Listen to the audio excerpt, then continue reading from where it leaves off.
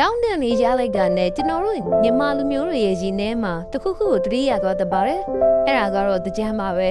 ဒါပေမဲ့တကြံဆိုတာရေပက်ယုံတယ်မဟုတ်ဘူးဆိုတာသိပါသလားမြန်မာပြည်ကရင်ရဲ့ပထမဆုံးလဟာတကူလာပါတန်ဆိုတဲ့အချိန်ခါခူးဆိုတဲ့ကူးပြောင်းညင်မှာ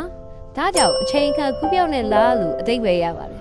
ဒီအမိနာမဟာပကံခက်ကလေးကရှိခဲ့တာပါမိသားရသည်ရဲ့အပူရှိန်အောက်မှာပထောက်ပန်းနဲ့ဂတ်ကော်ပန်းတွေပွင့်လာပြီးဆိုရင်တကြံရောက်တော့မယ်ဆိုတာအချက်ပေးလိုက်တာပါပဲတခါတော့ကတကြားမင်းနဲ့ပြဟမင်းတို့အငင်းပွားရမှာပြိုင်ပွဲတစ်ခုအစပြုခဲ့ပါတယ်အဲ့ဒီပြိုင်ပွဲမှာစီကံတစ်ခုရှိပါတယ်ရှုံးတဲ့သူကခေါင်းကိုဖြတ်ပေးရမယ်နောက်ဆုံးမှာပြဟမင်းကြီးကရှုံးသွားပြီးခေါင်းဖြတ်လိုက်ရပါတယ်ဒါပေမဲ့ထူးဆန်းတာကပြဟမင်းရဲ့ခေါင်းဟာအင်အားကြီးလို့ညီမချတာရင်မီးလောင်မယ်ရေရဲချတာရင်ရေခမ်းမယ်ကောင်းကင်ဘုံမှာထားရင်မူးခေါက်မယ်အဲ့ဒီအန်ဒီရဲ့တွေကြောင့်ပြဟမင်းရဲ့သမီးတို့9ယောက်ကနှစ်စဉ်အလှည့်ကျအဲ့ဒီဥကောင်းကြီးကိုဖလားနဲ့ခံပြီးတက်ဆောက်ပေးကြရပါတယ်တဝူးကနေတဝူးကိုအဲ့ဒီဥကောင်းကြီးလွှဲပြောင်းပေးတဲ့အချိန်ကိုတကြံကြတယ်လို့ခေါ်ဆိုကြတာပါမြမတကြံဟာပကံခိတ်ကလေးကရှိခဲ့တယ်ဆိုတာကိုတည်တည်ပြနေတဲ့ဝမ်းနဲ့စရာတမိုင်းမှတ်တမ်းတစ်ခုရှိနေပါတယ်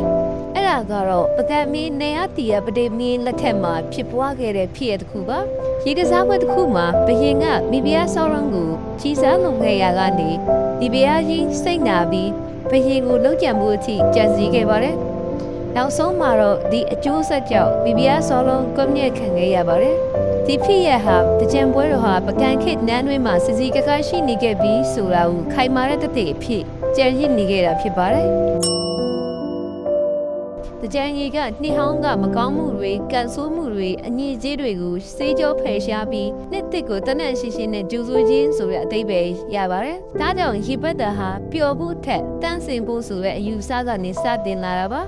။အရင်ခေတ်မှာတကြံဆိုတာဖျားကိုရေကတ်ချင်းဘုံရင်ကြောင်တော်ကုသိုလ်လုပ်ခြင်းဤပလူကြီးများကိုရေချိုးပေးခြင်းစတဲ့ရင်ကျေးမှုတွေနဲ့ဆက်ဆက်နေပါတယ်။ဒါအပြင်ရေကိုပန်းတပေခက်နဲ့အမွှေးနဲ့နာတွေရောပြီးနုနုညံ့ညံ့ပတ်ဖြန်းကြတာများပါတယ်။တကြံရဲ့တကယ်အနှစ်သာရတကြံဟာရေပက်ပြီးပျော်ရုံတသက်မဟုတ်ပဲလက်နေတဲ့လူမှုရေးနဲ့ဘာသာရေးအနှစ်သာရတွေပါဝင်နေပါတယ်။တန့်စင်ခြင်းဒါဟာတကြံရဲ့အခြေခံအကြဆုံးသိပဲပါပဲ။နေဟောင်းကမခေါင်းနဲ့ကညမရီစိတ်ညစ်ညူးစရာတွေနဲ့အခုတူအငြိကြီးတွေကိုအေးမြတဲ့ရေနဲ့စေးကြောသက်စင်လိုက်တာပါစိတ်တစ်လူတစ်နဲ့တစ်တစ်ကိုစတင်မှုခွန်အားယူတဲ့သဘောလည်းဖြစ်ပါတယ်မေတ္တာနဲ့စီလုံးခြင်းတကြံကြီးဟာသုံးတဲ့သူရန်ညှို့ဝထားပဲမေတ္တာရှိထားပြီးလောင်းပတ်ကြတာပါလူတန်းစားမရွေးစေးရချမ်းသာမရွေးအားလုံးတန်းတူညီတူပျော်ရွှင်ကြတဲ့အတွက်လူမှုအဖွဲ့အစည်းကြားမှာစီလုံးမှုကိုပိုပြီးခိုင်မာစေပါတယ်ကုသိုလ်ပြုရေးနဲ့ဘာသာရေးမြန်မာမျိုးတွေအတွက်တကြံဟာဘာသာရေးအရာလည်းအင်မတန်အရေးကြီးပါတယ်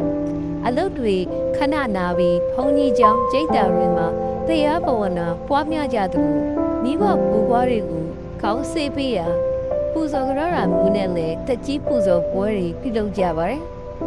ဒါအပြင်ငါးနှုတ်နွားနှုတ်စတဲ့ဇီဝဒါနကုသိုလ်တွေနဲ့လည်းဖြတ်တန်းကြလေးရှိပါတယ်